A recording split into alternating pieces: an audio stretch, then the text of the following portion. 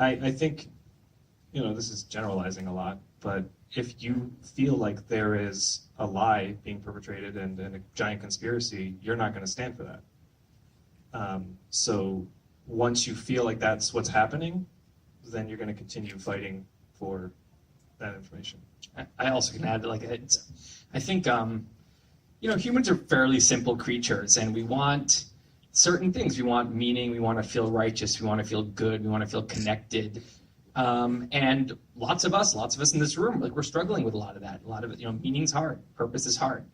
And I think any kind of dogma, the really hardcore dogmatics, a lot of time it's almost like a get-rich-quick kind of here's your meaning, your purpose, your community, this is everything, and you're the hero, and you get to play the hero. And I think that that feels really, really good. So I think when you can start believing, suddenly all these other parts of your brain really want to keep this feeling. They want to believe because it feels good for all these other reasons.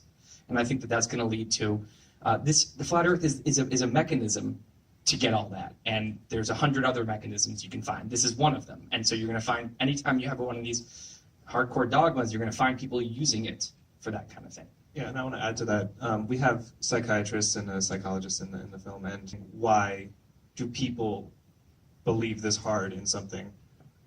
Confirmation bias can override the entire scientific method process, no matter what, and that's called being non-falsifiable. That's what it means to be non-falsifiable. There's nothing that someone could present you that would make you say, oh, you know what, actually I'm wrong about that. And you see it everywhere. Non-falsifiability on people who seem otherwise reasonable once they get into dogma mode.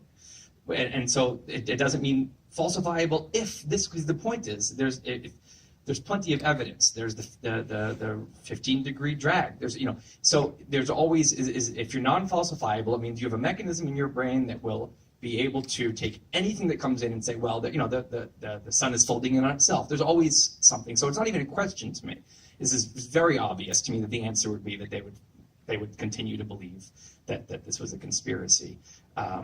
It has something that if it's going to turn, it's going to turn. It's that they're going to let go in their own head. They're going to change in their own head. Nothing on the outside world is going to change that.